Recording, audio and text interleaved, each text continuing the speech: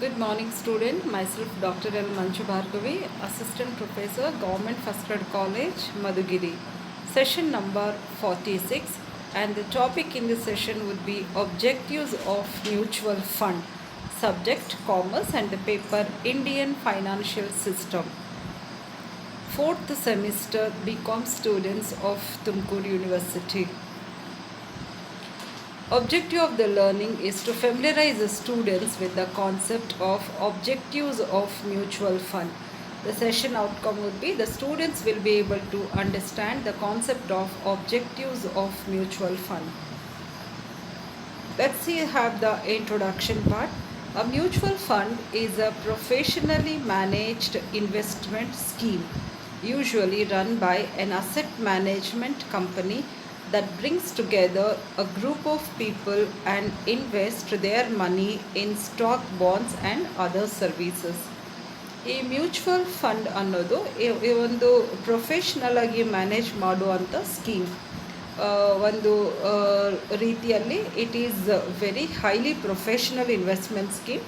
Usually ಇದು run ಮಾಡೋದು ಬಂದು asset management company will run this, will bring together a group of people and invest their money in stock, bonds and other services. ಒಂದು group of people ಅವರ ಇನ್ವೆಸ್ಟ್ಮೆಂಟ್ಗಳನ್ನ ತೊಗೊಂಡು ಬಂದು ಇಲ್ಲಿ invest ಮಾಡ್ತಾರೆ ಸ್ಟಾಕ್ಗಳಲ್ಲಿ, ಬಾಂಡ್ಗಳಲ್ಲಿ ಮತ್ತು ಅದರ್ ಸರ್ವೀಸಸಲ್ಲಿ. So and this fund will be managed by an asset company and it will help the investors to earn good returns. Mutual fund is a financial intermediary that pools the savings of investors for collective investment in a diversified portfolio of securities. A fund is mutual as all of its returns minus its expenses are shared by the fund's investors. ಈ mutual fund ಅನ್ನೋದು ಒಂದು financial intermediary service. ಇದು ಎಲ್ಲ ಇನ್ವೆಸ್ಟರ್ಗಳ ಸೇವಿಂಗ್ಸನ್ನ collective ಆಗಿ pool ಮಾಡಿಬಿಟ್ಟು portfolio ಸೆಕ್ಯೂರಿಟೀಸಲ್ಲಿ ಬೇರೆ ಬೇರೆ ರೀತಿ ಪೋರ್ಟ್ಫೋಲಿಯೋ, ಡೈವರ್ಸಿಫೈಡ್ ಪೋರ್ಟ್ಫೋಲಿಯೋ ಸೆಕ್ಯೂರಿಟೀಸಲ್ಲಿ ಇನ್ವೆಸ್ಟ್ ಮಾಡುತ್ತೆ. ಹಾಗೆ ಈ ಫಂಡ್ ಬಂದು ಮ್ಯೂಚುವಲ್ ಅಂದರೆ ಆಲ್ ಆಫ್ ಇಟ್ಸ್ ರಿಟರ್ನ್ಸ್, ಇದರ ಎಲ್ಲ ಬೆನಿಫಿಟ್ಸು ರಿಟರ್ನ್ಸ್ಗಳು minus its expenses will be shared by the fund's investors. Invest ಮಾಡಿರುವಂಥ ಎಲ್ಲ ಶೇರ್ ಹೋಲ್ಡರ್ಸ್, ಇನ್ವೆಸ್ಟರ್ಸ್, ಈ ಫಂಡ್ ಹಾಕಿರುವಂಥ ಎಲ್ಲ ಇನ್ವೆಸ್ಟರ್ಸು ಆ ಒಂದು ಬಂದಿರೋ ರಿಟರ್ನ್ಸಲ್ಲಿ ಖರ್ಚುಗಳನ್ನ ಮೈನಸ್ ಮಾಡಿ ಆ ಒಂದು ಮ್ಯೂಚುವಲ್ ಫಂಡ್ ಮ್ಯಾನೇಜ್ಮೆಂಟಿಗೆ ಆಗಿರೋಂಥ ಎಕ್ಸ್ಪೆಂಡಿಚರ್ಸ್ನೆಲ್ಲ ಮೈನಸ್ ಮಾಡಿ ಉಳಿದಿದ್ದನ್ನ ಎಲ್ಲ investors ಹಂಚ್ಕೋತಾರೆ. Meaning of mutual fund. Mutual fund is a fund is collected by asset management company from small investors. Usually the investors in mutual fund would be very small in quantity wise, that means amount wise they will invest very little savings in this, and investing that amount into various securities like shares, debentures, bonds and other money market instruments to earn profit, and after it distributes the profits to all small investors, they are all called unit holders. ಈ mutual fund ಬಂದು it's managed by an asset company. ಇದು investor ಕಡೆಯಿಂದ ಸಣ್ಣ ಪರಿಮಾಣದಾಗೆ ಸೇವಿಂಗ್ಸನ್ನ pool ಮಾಡಿ it will collect very small invest. ಈ ಇನ್ವೆಸ್ಟ್ನ security ಮಾರ್ಕೆಟಲ್ಲಿ ಬೇರೆ ಬೇರೆ ಪೋರ್ಟ್ಫೋಲಿಯೋಗಳಲ್ಲಿ ಅಂದರೆ ಶೇರ್ಸಲ್ಲಾಗಿರ್ಬೋದು, ಡೆಬೆಂಚರ್ಸಲ್ಲಾಗಿರ್ಬೋದು, ಬಾಂಡ್ಸಲ್ಲಾಗಿರ್ಬೋದು, ಅದೇ ರೀತಿ ಬೇರೆ ಬೇರೆ ಮನಿ ಮಾರ್ಕೆಟ್ ಇನ್ಸ್ಟ್ರೂಮೆಂಟ್ಗಳಲ್ಲಿ ಇನ್ವೆಸ್ಟ್ ಮಾಡಿ ಪ್ರಾಫಿಟ್ ಮಾಡಿ ಆಮೇಲೆ ಇದರ ಎಕ್ಸ್ಪೆನ್ಸಸ್ನ ಕಳೆದು ಈ ಒಂದು ಪ್ರಾಫಿಟ್ನ ಇನ್ವೆಸ್ಟ್ ಮಾಡಿರುವಂಥ ಎಲ್ಲ ಇನ್ವೆಸ್ಟರ್ಸ್ಗೆ ಡಿಸ್ಟ್ರಿಬ್ಯೂಟ್ ಮಾಡುತ್ತೆ. ಸೊ ಆ ಒಂದು part of amount what the investor is going to get in the form of return is called units, small units. Definition of mutual funds, ಒಂದು ಸ್ಮಾಲ್ ಡೆಫಿನೇಷನ್ ನೋಡಿದರೆ ಸೆಬಿ ಪ್ರಕಾರ, security board of exchange India ಒಂದು small definition ಕೊಡುತ್ತೆ. Mutual funds regulations 1996 defines mutual funds established in the form of a trust to raise money through the sale of units to the public or section of the public under one or more schemes for investing in securities including money instruments. ಈ ಒಂದು SEBI 1996 definition ಪ್ರಕಾರ mutual fund ಅನ್ನೋದು ಒಂದು trust ರೀತಿ form ಆಗುತ್ತೆ. ಇದು ಮನಿನ rice ಮಾಡಿ ಆಮೇಲೆ ಪಬ್ಲಿಕ್ಗೆ ಒಂದು ಸ್ಮಾಲ್ ಯೂನಿಟಲ್ಲಿ ಸೇಲ್ ಮಾಡ್ತಾ ಇರುತ್ತೆ. Under one or more schemes ಪಬ್ಲಿಕ್ಕಿಗೆ ಜನರಲ್ ಪಬ್ಲಿಕ್ಕಿಗೆ ಸಣ್ಣ ಯೂನಿಟ್ಸಲ್ಲಿ ಸೇಲ್ ಮಾಡಿ ಆ ಅಮೌಂಟನ್ನ ಸೆಕ್ಯೂರಿಟಿಗಳಲ್ಲಿ ಇನ್ವೆಸ್ಟ್ ಮಾಡುತ್ತೆ. ಮತ್ತು ಹಾಗೆ ಮನಿ ಇನ್ಸ್ಟ್ರೂಮೆಂಟ್ಸಲ್ಲಿ ಬೇರೆ ಬೇರೆ ಮನಿ ಇನ್ಸ್ಟ್ರೂಮೆಂಟ್ಸಲ್ಲಿ ಕೂಡ ಇನ್ವೆಸ್ಟ್ ಮಾಡುತ್ತೆ. So objectives of mutual fund ಬಂದು ಒಂದು professional management. As I shed, very qualified professionals will be managing these funds. ಹಾಗೆ ಪೋರ್ಟ್ಫೋಲಿಯೋ ಡೈವರ್ಸಿಫಿಕೇಷನ್, ಬೇರೆ ಬೇರೆ ರೀತಿ ಬೇರೆ ಬೇರೆ ಪೋರ್ಟ್ಫೋಲಿಯೋದಲ್ಲಿ ಇನ್ವೆಸ್ಟ್ ಮಾಡ್ತಿರ್ತಾರೆ. ಹಾಗೆ ರಿಡಕ್ಷನ್ ಇನ್ ಟ್ರಾನ್ಸಾಕ್ಷನ್ ಕಾಸ್ಟ್, ಇದು ಕಲೆಕ್ಟಿವ್ ಆಗಿ ಬಹಳ ಇನ್ವೆಸ್ಟರ್ಸು ಸ್ಮಾಲ್ ಯೂನಿಟ್ಸಲ್ಲಿ ಇನ್ವೆಸ್ಟ್ ಮಾಡೋದ್ರಿಂದ ಯೂಶ್ವಲಿ ಈ ಒಂದು ಟ್ರಾನ್ಸಾಕ್ಷನ್ ಕಾಸ್ಟ್ ತುಂಬ ಕಡಿಮೆ ಆಗುತ್ತೆ. ಹಾಗೆ liquidity in nature and convenience also, ಅವರು ಸಣ್ಣ ಯೂನಿಟ್ ಇರೋದ್ರಿಂದ ಎಷ್ಟು ಬೇಕಾದರೂ ಪರ್ಚೇಸ್ ಮಾಡ್ಬೋದು. And normal person also may come forward. ಇನ್ನು ಫ್ಲೆಕ್ಸಿಬಿಲಿಟಿ, ಯಾವಾಗ ಬೇಕಾದರೂ ನೀವು ತೆಗಿಬೋದು ಈ ಒಂದು ಯೂನಿಟ್ಸ್ನ. ಹಾಗೆ tax benefits, if you invest money in mutual funds tax benefit ಕೂಡ ಅವ್ರಿಗೆ ಎಕ್ಸಂಪ್ಷನ್ ಸಿಗುತ್ತೆ. ಹಾಗೆ ಟ್ರಾನ್ಸ್ಪರೆನ್ಸಿ, ಯಾಕಂದರೆ ಭಾಳಷ್ಟು ಸ್ಟೇಕ್ ಹೋಲ್ಡರ್ಸ್ಗೆ ಆನ್ಸರ್ ಕೊಡಬೇಕಾಗುತ್ತೆ. ಅವ್ರ ಫಂಡ್ ಹೇಗೆ ಮೂವ್ ಆಗ್ತಿದೆ, ಹೇಗೆ ಮ್ಯಾನೇಜ್ ಆಗ್ತಿದೆ, ಎಲ್ಲೆಲ್ಲಿ ಇನ್ವೆಸ್ಟ್ ಆಗಿದೆ, ಯಾವ ರೀತಿ ರಿಟರ್ನ್ಸ್ ಅರ್ನ್ ಮಾಡುತ್ತೆ ಅಂತ. ಸೊ ಹಾಗಾಗಿ ಟ್ರಾನ್ಸ್ಪರೆನ್ಸಿ ಒಂದು ಪ್ರೊವೈಡ್ ಮಾಡುತ್ತೆ. ಮತ್ತು stability to the stock market, ಅದೇ ರೀತಿ equity research, even equity research ಕೂಡ ಈ ಒಂದು ಮ್ಯೂಚುವಲ್ ಫಂಡಲ್ಲಿ ನಾವು ನೋಡ್ತಿರ್ತೀವಿ. ಈಗ ಪ್ರೊಫೆಷ್ನಲ್ ಮ್ಯಾನೇಜ್ಮೆಂಟ್ ಅಂತ ಹೇಳಿದಾಗ an average lacks the knowledge of capital market operations and does not have large resources to reap the benefits of investment. ಈಗ ಜನರಲಾಗಿ ಆವ್ರೇಜ್ ಪರ್ಸನ್ ಅಂದರೆ A normal person will not be having the knowledge of capital market.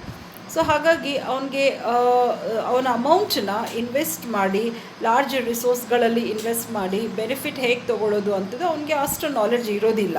Hence he requires the help of N expert. It is not only expensive to hire the service of an expert, but it is more difficult to identify a real expert. Even ನಾವು expert ಅಂದರೆ ಎಲ್ಲ knowledge, ಈ ಒಂದು share market ಬಗ್ಗೆ knowledge ಇರುವಂಥ ಪರ್ಸನ್ನ hire ಮಾಡೋದು ಕೂಡ ಸ್ವಲ್ಪ ಎಕ್ಸ್ಪೆನ್ಸಿವ್. ಹಾಗೆ ನಾವು ರೈಟ್ ಪರ್ಸನ್ನ, ಒಳ್ಳೆ ಎಕ್ಸ್ಪರ್ಟನ್ನ ನಾವು ಅಪ್ರೋಚ್ ಮಾಡಬೇಕಾಗುತ್ತೆ. So mutual funds are managed by professional managers who have the required skills and experience to analyse the performance and prospects of companies. So ಹಾಗಾಗಿ ಈ ಒಂದು ಮ್ಯೂಚುವಲ್ ಫಂಡ್ಸ್ಗಳು already they are managed by the such expert and professionals. ಹಾಗಾಗಿ ಅವ್ರಿಗೆ ಎಲ್ಲ ಒಂದು analyse ಮಾಡ್ತಾರೆ, company ಪರ್ಫಾರ್ಮೆನ್ಸ್ಗಳು analyse ಮಾಡುವಂಥ ಎಲ್ಲ ಸ್ಕಿಲ್ಸ್ ಅವರಲ್ಲಿ ಇರುತ್ತೆ. So they will be having a complete prospects of the companies, where to invest, ಎಲ್ಲಿ ಇನ್ವೆಸ್ಟ್ ಮಾಡಿರೋ ರಿಟರ್ನ್ ಆಗುತ್ತೆ, ಯಾವುದು ಪ್ರೈಸ್, ಯಾವ ಕಂಪನಿ ಸೆಕ್ಯೂರಿಟೀಸ್ ಪ್ರೈಸ್ ಡೌನ್ ಇದೆ, ಇದೆಲ್ಲ ಕೂಡ ಅವರಿಗೆ ನಾಲೆಡ್ಜ್ ಇರುತ್ತೆ ಈ ಎಕ್ಸ್ಪರ್ಟ್ಸ್ಗೆ. They make possible an organized investment strategy which is hardly possible for any ಒಬ್ಬ ಇಂಡಿವಿಜುವಲ್ ಇನ್ವೆಸ್ಟರ್ ಹೋಗಿ ಅಲ್ಲಿ ಇನ್ವೆಸ್ಟ್ ಮಾಡಿ ಅರ್ನ್ ಮಾಡೋದಕ್ಕೆ ಭಾಳ ಕಷ್ಟ ಆಗುತ್ತೆ. So if you invest in mutuals fund, they will take our small unit of savings and they will invest into diversified portfolio. ಅಲ್ಲಿಂದ ನಮಗೆ ರಿಟರ್ನ್ಸ್ನ ತಂದುಕೊಡ್ತಾರೆ. ನೆಕ್ಸ್ಟ್ ಸೆಕೆಂಡ್ ಹಾಗೆ ಪೋರ್ಟ್ಫೋಲಿಯೋ ಡೈವರ್ಸಿಫಿಕೇಷನ್ ಅಂತ ಹೇಳಿದಾಗ ನಾನು ಆಲ್ರೆಡಿ ಹೇಳ್ದಂಗೆ an investor undertakes risk if he invest all his funds in single script mutual fund invest. So mutual fund invest in a number of companies across various industries and sector. This diversification reduces the riskiness of the investment. ಜನರಲಾಗೆ suppose ಅವನೇನಾದರೂ ಒಂದೇ ರೀತಿ ಪೋರ್ಟ್ಫೋಲಿಯೋಲಿ invest ಮಾಡಿದರೆ ಅವನಿಗೆ ಭಾಳಷ್ಟು risk ಇರುತ್ತೆ. Sometimes ಅದರ price equally down ಆದಾಗ he will be under huge loss. ಹಾಗಾಗಿ ಈ ಮ್ಯೂಚುವಲ್ ಫಂಡ್ ಏನು ಮಾಡುತ್ತೆ, ಅಕ್ರಾಸ್ ಬೇರೆ ಬೇರೆ ರೀತಿ ಕಂಪನೀಸ್ಗಳು ಇಂಡಸ್ಟ್ರಿ ಸೆಕ್ಟರ್ಸಲ್ಲೆಲ್ಲ ಇನ್ವೆಸ್ಟ್ ಮಾಡುತ್ತೆ. ಈ ರೀತಿ ನಾವು ಡೈವರ್ಸಿಫೈ ಮಾಡೋದ್ರಿಂದ, ಅಂದರೆ ಬೇರೆ ಬೇರೆ ಕಡೆ ಇನ್ವೆಸ್ಟ್ ಮಾಡೋದ್ರಿಂದ ಒಂದು ಕಡೆ ರಿಟರ್ನ್ಸ್ ಕಡಿಮೆ ಬಂದರು ಅಥವಾ ಒಂದು ಕಡೆ ನಮಗೆ ಲಾಸ್ ಆದ್ರೂ the other areas our funds will earn the profits. So ಹಾಗಾಗಿ ಇನ್ವೆಸ್ಟರ್ಸ್ಗೆ ರಿಸ್ಕ್ ಕೂಡ ಕಡಿಮೆ ಇರುತ್ತೆ. ಇದು ಮ್ಯೂಚುವಲ್ ಫಂಡನ್ನು ಎರಡೇ ಉದ್ದೇಶ ಆಗಿರುತ್ತೆ. ನೆಕ್ಸ್ಟ್ ಬಂದು ರಿಡಕ್ಷನ್ ಇನ್ ಟ್ರಾನ್ಸಾಕ್ಷನ್ ಕಾಸ್ಟ್. ಯಾವ ರೀತಿ ಅಂದರೆ, ಯೂಶ್ವಲಿ ಈ compared to direct investing in the capital market, investing through the funds is relatively less expensive as the benefits of economies of scale is passed on to the investors. ಈಗ ನಾವು individual investors ಆಗಿ ಮಾರ್ಕೆಟಲ್ಲಿ invest ಮಾಡೋಕ್ಕೆ ಹೋದಾಗ ಆ ಒಂದು transaction cost ಏನಿರುತ್ತೆ ಅದು ತುಂಬ ಹೈ ಇರುತ್ತೆ.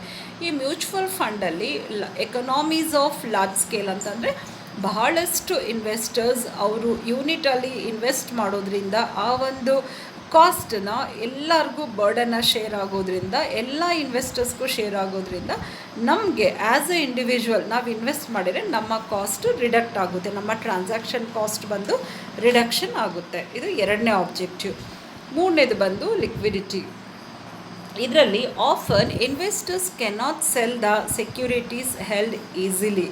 While in case of mutual funds, they can easily encash their investment by selling their units to the fund if it is an open-ended scheme, or selling them on a stock exchange if it is close-ended scheme. ಜನರಲಾಗಿ ನಮ್ಮ ಸೆಕ್ಯೂರಿಟೀಸ್ಗಳನ್ನ ಯಾವಾಗ ಬೇಕೋ ಆವಾಗ ಈಸಿಯಾಗಿ ನಮಗೆ sale ಮಾಡಿ cash ತೊಗೊಳಕ್ಕೆ ಸಾಧ್ಯ ಇಲ್ಲ. ಸೊ ಅಂಥ ಒಂದು ಸಮಯದಲ್ಲಿ ಈ ಮ್ಯೂಚುವಲ್ ಫಂಡು ಈಸಿಯಾಗಿ ನಮ್ಮ ಸೆಕ್ಯೂರಿಟೀಸ್ಗಳನ್ನ ಎನ್ಕ್ಯಾಶ್ ಮಾಡಿ ಬೇರೆ ಕಡೆ ಸೇಲ್ ಮಾಡಿ ನಮಗೆ ನಮ್ಮ ಕ್ಯಾಶನ್ನ ವಾಪಸ್ ಲಿಕ್ವಿಡಿಟಿನ ತಂದುಕೊಡುತ್ತೆ. Suppose if it is invested selling units ಏನಾದರೂ ಫಂಡ್ ಓಪನ್ ಎಂಡೆಡ್ ಸ್ಕೀಮಲ್ಲಿ ಸೇಲ್ ಮಾಡುತ್ತೆ, ಅಥವಾ stock exchange if close ended scheme ಆಗಿದ್ದರೆ ಅದನ್ನು ಸ್ಟಾಕ್ ಎಕ್ಸ್ಚೇಂಜಲ್ಲಿ ಸೇಲ್ ಮಾಡುತ್ತೆ. ಸೊ ಈ ರೀತಿ ನಮಗೆ ಈಸಿಯಾಗಿ ಲಿಕ್ವಿಡಿಟಿನ ತಂದುಕೊಡುತ್ತೆ. ನಾವು ಇನ್ವೆಸ್ಟ್ಮೆಂಟ್ ಮಾಡೋದ್ರಿಂದ ನಮಗೆ ಕ್ಯಾಶ್ ಲಿಕ್ವಿಡಿಟಿ ತುಂಬ ಈಸಿಯಾಗಿ ಸಿಗುತ್ತೆ. Convenience. As I shed, investing in mutual fund reduces paper work, saves time and make investment very easy.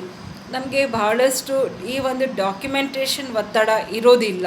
So ಹಾಗಾಗಿ ನಮ್ಮ ಸಮಯನೂ ಕೂಡ ಉಳಿತಾಯ ಆಗುತ್ತೆ, ಅದೇ ರೀತಿ ಇನ್ವೆಸ್ಟ್ಮೆಂಟ್ ಕೂಡ ಬಹಳ ಈಸಿ ಆಗುತ್ತೆ. So this is very convenience, we can say this is very convenience to invest. Next flexibility. ಈಗ ಫ್ಲೆಕ್ಸಿಬಿಲಿಟಿ ಅಂತ ಹೇಳಿದಾಗ ಮ್ಯೂಚುವಲ್ ಫಂಡ್ ಇನ್ವೆಸ್ಟರ್ಸ್ ನಾವು enjoy income tax benefit. Dividends received from mutual funds debt schemes are tax exempt to the overall limit of 9,000 allowed under Section 80L of the Income Tax Act. ಈಗ ನಾವು ಈ mutual ಫಂಡ್ಗಳಲ್ಲಿ invest ಮಾಡೋದ್ರಿಂದ ನಮಗೆ ಆ section 80L ಪ್ರಕಾರ tax exemption ಕೂಡ ಸಿಗುತ್ತೆ. Overall ಆಗಿ 9,000 ರೂಪಾಯಿವರೆಗೂ ಈ ಒಂದು income tax 80L of the income tax ಆ್ಯಕ್ಟಲ್ಲಿ ನಮಗೆ ಟ್ಯಾಕ್ಸ್ ಬೆನಿಫಿಟ್ ಕೂಡ ಸಿಗುತ್ತೆ. ಸೊ ಹಾಗಾಗಿ ಇದರಲ್ಲಿ ಫ್ಲೆಕ್ಸಿಬಿಲಿಟಿ ಕೂಡ ಇರುತ್ತೆ. Tax benefits, as I have already told, mutual fund offers a family of schemes. ತುಂಬ ಬೇರೆ ಬೇರೆ ರೀತಿ ಪ್ಲಾನ್ಗಳು, ಬೇರೆ ಬೇರೆ ರೀತಿ ಸ್ಕೀಮ್ಗಳು ಇರೋದ್ರಿಂದ and investors have the option of transferring their holding from one scheme to another. ಇಲ್ಲಿ ಫ್ಲೆಕ್ಸಿಬಿಲಿಟಿ ಬಂದು ಒಂದು ಕಡೆಯಿಂದ ಇನ್ನೊಂದು ಕಡೆ ಅವರು ಟ್ರಾನ್ಸ್ಫರ್ ಮಾಡ್ಬೋದು. ಬೇರೆ ಬೇರೆ ರೀತಿಯ ಫ್ಯಾಮಿಲಿ ಸ್ಕೀಮ್ಸ್ ಇರೋದ್ರಿಂದ ನಮಗೆ ಒಂದು ಕಡೆ ಇನ್ವೆಸ್ಟ್ಮೆಂಟ್ ಬೇಡ ಅಂದರೆ ಅದನ್ನು ಕ್ಯಾನ್ಸಲ್ ಮಾಡಿ ಬೇರೆ ಕಡೆ ಟ್ರಾನ್ಸ್ಫರ್ ಮಾಡ್ಬೋದು, ಅಥವಾ ಅದರಲ್ಲಿಂದ ಬೇರೆ ಕಡೆಯಿಂದ ನಮಗೆ ಬೇಕಾಗಿರೋ ಅಂಥ ಹೋಲ್ಡಿಂಗ್ಸ್ ಕಡೆ ಟ್ರಾನ್ಸ್ಫರ್ ಮಾಡ್ಕೋಬೋದು. ಈ ರೀತಿ ಫ್ಲೆಕ್ಸಿಬಿಲಿಟಿ ಹಾಗೂ ಟ್ಯಾಕ್ಸ್ ಬೆನಿಫಿಟ್ ಕೂಡ ನಾವು 80L ಅಲ್ಲಿ ಪಡ್ಕೋಬೋದು. So next transparency. Mutual funds transparency declares their portfolio every month. ಪ್ರತಿ ಮಂತು ಎಷ್ಟು ಯೂನಿಟ್ಸು ಎಲ್ಲಿ ಇನ್ವೆಸ್ಟ್ ಆಗಿದೆ ಅಂತ ಒಂದು ಸ್ಟೇಟ್ಮೆಂಟನ್ನೇ ಇನ್ವೆಸ್ಟರ್ಸ್ಗೆ ಕೊಡ್ತಕ್ಕಂಥದ್ದು. ಇದರಲ್ಲಿ thus an investor knows where his or her money is being deployed, and in case they are not happy with the portfolio they can withdraw at short notice. So ಈ ರೀತಿ ಟ್ರಾನ್ಸ್ಪರೆನ್ಸಿ ಇರೋದ್ರಿಂದ ಪ್ರತಿಯೊಂದು ಇನ್ವೆಸ್ಟರ್ಸ್ಗೂ ಅವ್ರ ಬಂಡವಾಳ ಯಾವ ಕಡೆ ಹೋಗಿದೆ, ಎಷ್ಟು ಅರ್ನ್ ಮಾಡ್ತಿದೆ, ಸೊ ಯಾವ ಪೋರ್ಟ್ಫೋಲಿಯೋಲಿ ಇನ್ವೆಸ್ಟ್ ಆಗಿದೆ ಅಂತ ಅವ್ರು ನೋಡ್ಕೋಬೋದು. ಸಪೋಸ್ ಅವ್ರಿಗೆ ಇಷ್ಟ ಆಗಿಲ್ಲ, if they are not happy with the diversification portfolio, ಅವ್ರು ಎಲ್ಲಿ ಇನ್ವೆಸ್ಟ್ ಮಾಡಿದ್ದಾರೆ ಅಲ್ಲಿ ಅವ್ರೊಂದು ಶಾರ್ಟ್ ನೋಟಿಸ್ ಕೊಟ್ಟು ಇನ್ವೆಸ್ಟರ್ಸ್ ವಿಡ್ರಾ ಕೂಡ ಮಾಡ್ಬೋದು ಈ ಅಮೌಂಟನ್ನು. ಸೊ ಹಾಗಾಗಿ ಟ್ರಾನ್ಸ್ಪರೆನ್ಸಿ ತೋರಿಸೋದು ಕೂಡ ಒಂದು ಮುಖ್ಯ ಉದ್ದೇಶ ಆಗಿದೆ ಮ್ಯೂಚುವಲ್ ಫಂಡ್ದು. ಹಾಗೆ stability to the stock market. Mutual funds have a large amount of funds which provide them economies of scale by which they can absorb any losses in the stock market and continue investing in the stock market. In addition, mutual fund and equity research terms available with them. ಇಲ್ಲಿ ಯಾವ ರೀತಿ ಅಂದರೆ, ಈ ಒಂದು mutual fund large amount fund ಅಂತ ನಾವು ನೋಡಿದಾಗ ಅದು ಎಕನಾಮೀಸ್ ಆಫ್ ಸ್ಕೇಲ್ ಪ್ರೊವೈಡ್ ಮಾಡುತ್ತೆ. ಒಂದು ಕಡೆ ಅದಕ್ಕೇನಾದರೂ ಲಾಸ್ ಬಂದರೆ it will absorb the loss in the stock market and continue investing. Loss ಬಂದಾಗ ಅದನ್ನು ಅಬ್ಸರ್ವ್ ಮಾಡಿಕೊಂಡು ಮತ್ತೆ ಬೇರೆ ಕಡೆ ಸ್ಟಾಕ್ ಮಾರ್ಕೆಟಲ್ಲಿ ಇನ್ವೆಸ್ಟ್ ಮಾಡ್ತಾ ಇರುತ್ತೆ. ಸೊ ಇಲ್ಲಿ ಸ್ಟೆಬಿಲಿಟಿ ಇರುತ್ತೆ ಸ್ಟಾಕ್ ಮಾರ್ಕೆಟಲ್ಲಿ. ಇನ್ ಎಡಿಷನ್, ಮ್ಯೂಚುವಲ್ ಫಂಡ್ ಮತ್ತು equity research terms available with them. So these all are the objectives of mutual fund. Let's quickly recap once ಏನೇನು objectives ಇದೆ ಅಂತ. ಫಸ್ಟ್ ನಾವು ಆಲ್ರೆಡಿ ಹೇಳ್ದಂಗೆ ಪ್ರೊಫೆಷನಲ್ ಮ್ಯಾನೇಜ್ಮೆಂಟ್. ಸೊ ಈ ಒಂದು ಮ್ಯೂಚುವಲ್ ಫಂಡ್ನ ಮ್ಯಾನೇಜ್ ಮಾಡ್ತಕ್ಕಂಥವ್ರು ಬಹಳ ನಾಲೆಡ್ಜ್ ಮತ್ತು ಎಕ್ಸ್ಪೀರಿಯನ್ಸ್ ಹಾಗೆ ಎಕ್ಸ್ಪರ್ಟ್ ಕೂಡ ಇರ್ತಾರೆ. ಸೊ ನಾವು ಹೋಗಿ ಆ್ಯಸ್ ಎ ಇಂಡಿವಿಜುವಲ್ ಹೈಯರ್ ಮಾಡ್ಕೋಬೇಕಂದ್ರೆ it is very expensive and it is very hard also for the individual to go and hire a financial expert. So ಈ ಮ್ಯೂಚುವಲ್ ಫಂಡಲ್ಲಿ ನಾವು ಇನ್ವೆಸ್ಟ್ ಮಾಡೋದ್ರಿಂದ ಆ ಮ್ಯೂಚುವಲ್ ಫಂಡ್ಗಳು already they are managed by such expert and so ಅವರ services ಕೂಡ ನಮಗೆ ಸಿಗುತ್ತೆ. ಎರಡನೇ ಆಬ್ಜೆಕ್ಟಿವ್ ಬಂದು portfolio diversification. As I shed, ಒಂದೇ ಕಡೆ ಇನ್ವೆಸ್ಟ್ ಮಾಡೋದ್ರಿಂದ ರಿಸ್ಕ್ ನಮಗೆ ಜಾಸ್ತಿ ಇರುತ್ತೆ ಸಿಂಗಲ್ ಸೆಕ್ಯೂರಿಟೀಸಲ್ಲಿ ಇನ್ವೆಸ್ಟ್ ಮಾಡಿದರೆ. ಸೊ ಹಾಗಾಗಿ ನಮ್ಮ ಫಂಡ್ ಏನಾಗುತ್ತೆ, ಡೈವರ್ಸಿಫೈ ಆಗಿ ಬೇರೆ ಬೇರೆ ರೀತಿ ಮ್ಯೂಚುವಲ್ ಫಂಡ್ಸಲ್ಲಿ ಕೂಡ ಇರುತ್ತೆ. ಸೊ ಇದರಿಂದ ನಮಗೆ ರಿಸ್ಕು ಇನ್ವೆಸ್ಟರ್ಸ್ಗೆ ಕಡಿಮೆ ಆಗುತ್ತೆ. It reduces the riskiness of the investors. ಹಾಗೆ next one, reduction in transaction cost. As I said, compared to direct investing in the capital market, ನಾವು ಹೋಗಿ ಇಂಡಿವಿಜುವಲ್ ಆಗಿ ಕ್ಯಾಪಿಟಲ್ ಮಾರ್ಕೆಟಲ್ಲಿ ಇನ್ವೆಸ್ಟ್ ಮಾಡೋದಕ್ಕಿಂತಲೂ investing through the funds is relatively less expensive and benefits of economies of scale is passed on to the investors. ಈಗ ನಾವು ತುಂಬ ಸಣ್ಣ ಯೂನಿಟಲ್ಲಿ ಬಹಳ ಜನ ಇನ್ವೆಸ್ಟರ್ಸ್ ಎಲ್ಲ ಒಟ್ಟಿಗೆ ಇನ್ವೆಸ್ಟ್ ಮಾಡೋದ್ರಿಂದ ಆ ಒಂದು ಟ್ರಾನ್ಸಾಕ್ಷನ್ ಕಾಸ್ಟ್ ನಮಗೆ ಕಡಿಮೆ ಆಗುತ್ತೆ. ಸೊ ಅದರಿಂದ economies of scale is pass to all the investors ಅಂತ ಹೇಳ್ಬೋದು. ಈ ಬೆನಿಫಿಟ್ ಎಲ್ರಿಗೂ ಕೂಡ ಉಪಯೋಗ ಆಗುತ್ತೆ. ಹಾಗೆ ಲಿಕ್ವಿಡಿಟಿ, ಈಗೇನಾಗುತ್ತೆ, ನಮ್ಮ ಸೆಕ್ಯೂರಿಟೀಸ್ನ ಯಾವಾಗ ಬೇಕೋ ಆವಾಗ ನಾವು ರೆಡಿಯಾಗಿ ಈಸಿಯಾಗಿ ಸೇಲ್ ಮಾಡಿ ಕ್ಯಾಶ್ನ ಪಡ್ಕೊಳ್ಳೋಕ್ಕೆ ಆಗೋದಿಲ್ಲ. ಅಂಥ ಟೈಮಲ್ಲಿ ಈ ಮ್ಯೂಚುವಲ್ ಫಂಡ್ಗಳು ಇನ್ವೆಸ್ಟ್ಮೆಂಟ್ ಮಾಡ್ತವೆ, ಸೇಲ್ ಆ ಯೂನಿಟ್ಗಳನ್ನ ಸೇಲ್ ಮಾಡ್ತವೆ. ಓಪನ್ ಎಂಡ್ ಸ್ಕೀಮ್ ಆಗಿದ್ದರೆ, ಹಾಗೆ ಅವರು ಸ್ಟಾಕ್ ಎಕ್ಸ್ಚೇಂಜಲ್ಲಿ ಕ್ಲೋಸ್ ಎಂಡೆಡ್ ಯಾವ ಸ್ಕೀಮಲ್ಲಿಂದ ಎಲ್ಲಿ ಸೇಲ್ ಮಾಡಬೇಕು ಇಂಥ ಒಂದು ನಾಲೆಡ್ಜ್ ಎಲ್ಲ ಅವ್ರಿಗೆ ಇರೋದ್ರಿಂದ ನಮಗೆ ಈಸಿಯಾಗಿ ಕ್ಯಾಶ್ ಅವೈಲಬಿಲಿಟಿ ಸಿಗುತ್ತೆ. Next, convenience. ಇದು ಸ್ಮಾಲ್ ಅಮೌಂಟಲ್ಲಿ ಯೂನಿಟಲ್ಲಿ ಇನ್ವೆಸ್ಟ್ ಮಾಡೋದ್ರಿಂದ, ಹಾಗೆ ಇದು ಆಲ್ರೆಡಿ ಬೇರೆ ಪ್ರೊಫೆಷ್ನಲ್ ಮ್ಯಾನೇಜರ್ಸ್ ಮ್ಯಾನೇಜ್ ಮಾಡೋದ್ರಿಂದ, ಮತ್ತು ಆನ್ಲೈನಿಂದ ಇದು ಪೇಪರ್ ವರ್ಕ್ನ ನಮಗೆ ತುಂಬ ರೆಡ್ಯೂಸ್ ಮಾಡುತ್ತೆ, ಮತ್ತು ನಮ್ಮ ಟೈಮ್ ಕೂಡ ಸೇವ್ ಆಗುತ್ತೆ. ಹಾಗೆ ನಮ್ಮ ಇನ್ವೆಸ್ಟ್ಮೆಂಟ್ ಬಹಳ ಈಸಿ ಆಗುತ್ತೆ. ಫ್ಲೆಕ್ಸಿಬಿಲಿಟಿ ಅಂತ ಹೇಳಿದಾಗ, ಲೈಕ್ ಮ್ಯೂಚುವಲ್ ಫಂಡ್ ಆಫರ್ಡ್ ಬೇರೆ ಬೇರೆ ಸ್ಕೀಮ್ ಇರೋದ್ರಿಂದ ಒಂದು ಕಡೆಯಿಂದ ನಾವು ಇನ್ನೊಂದು ಕಡೆ ಟ್ರಾನ್ಸ್ಫರ್ ಮಾಡ್ಕೋಬೋದು. ಸೊ ನಮಗೆ ಫ್ಲೆಕ್ಸಿಬಿಲಿಟಿ ಅನ್ನೋದು ಇರುತ್ತೆ. ಹಾಗೆ ಟ್ಯಾಕ್ಸ್ ಬೆನಿಫಿಟ್, ಓವರಾಲ್ ಆಗಿ ನಾವು 9,000ವರೆಗೂ under 80L of the income tax ಆ್ಯಕ್ಟಲ್ಲಿ ನಾವು ಟ್ಯಾಕ್ಸ್ನ ಬೆನಿಫಿಟ್ ಪಡ್ಕೋಬೋದು. ಟ್ರಾನ್ಸ್ಪರೆನ್ಸಿ ಅಂತ ಹೇಳಿದಾಗ, ಎಲ್ಲಿ ಇನ್ವೆಸ್ಟ್ ಮಾಡುತ್ತೆ ಅಂತ ಪೋರ್ಟ್ಫೋಲಿಯೋಸ್ ಎಲ್ಲೆಲ್ಲಿ ಮಾಡುತ್ತೆ ಅಂತ ಪ್ರತಿ ಇನ್ವೆಸ್ಟರ್ಸ್ಗೂ ಪ್ರತಿ ತಿಂಗಳು ಅವರು ಮಾಹಿತಿಯನ್ನು ನೀಡ್ತಾರೆ. ಸೊ ಇದರಿಂದ ಇನ್ವೆಸ್ಟ್ ಮಾಡಿರೋ ಅಂಥವ್ರು ಆತಂಕ ಪಡೋ ಅವಶ್ಯಕತೆ ಇರಲ್ಲ. ಅವ್ರ ಅಮೌಂಟ್ ಎಲ್ಲಿ ಗ್ರೋ ಆಗ್ತಿದೆ, ಯಾವ ಕಂಪ್ನಿಯಲ್ಲಿದೆ, ಯಾವ ಪೋರ್ಟ್ಫೋಲಿಯೋಲ್ಲಿದೆ ಅಂತ ಅವರು ನೋಡ್ಬೋದು. ಒಂದು ವೇಳೆ ಅವರು ಅದರಿಂದ ಅಸಮಾಧಾನಗೊಂಡ್ರೆ ಇಮಿಡಿಯೇಟಾಗಿ ಅವರು ಒಂದು ಶಾರ್ಟ್ ನೋಟಿಸನ್ನು ಕೊಟ್ಟು ವಿಡ್ರಾ ಮಾಡ್ಕೊಳ್ಳೋ ಒಂದು ಟ್ರಾನ್ಸ್ಪರೆನ್ಸಿ ಇದೆ. ಆಮೇಲೆ stability to the stock market, ಇಲ್ಲಿ ಲಾರ್ಜ್ ಅಮೌಂಟ್ ಫಂಡ್ಸ್ ಇನ್ವೆಸ್ಟ್ ಮಾಡೋದ್ರಿಂದ ಎಕನಾಮೀಸ್ ಆಫ್ ಸ್ಕೇಲ್ನ ಇದರಿಂದ ಲಾಸನ್ನ ಅಬ್ಸರ್ವ್ ಮಾಡಿಕೊಳ್ಳುತ್ತೆ, ಲಾಸಸ್ ಏನಾದರೂ ಆದರೆ. ಹಾಗೆ ಮತ್ತು ಸ್ಟಾಕ್ ಮಾರ್ಕೆಟಲ್ಲಿ it will continue to invest. So thank you students, thank you so much for your cooperation. So next ಕ್ಲಾಸಲ್ಲಿ ನಾವು ಮತ್ತೊಂದು ಸೆಷನ್ನಲ್ಲಿ ಮೀಟ್ ಆಗೋಣ. ಅಲ್ಲಿನವರೆಗೂ ಈ ಒಂದು ಎಲ್ಲ ಆಬ್ಜೆಕ್ಟಿವ್ಸ್ ಆಫ್ ಮ್ಯೂಚುವಲ್ ಫಂಡ್ನ I request all of you to go through this and make a note of it. Thank you students for your cooperation.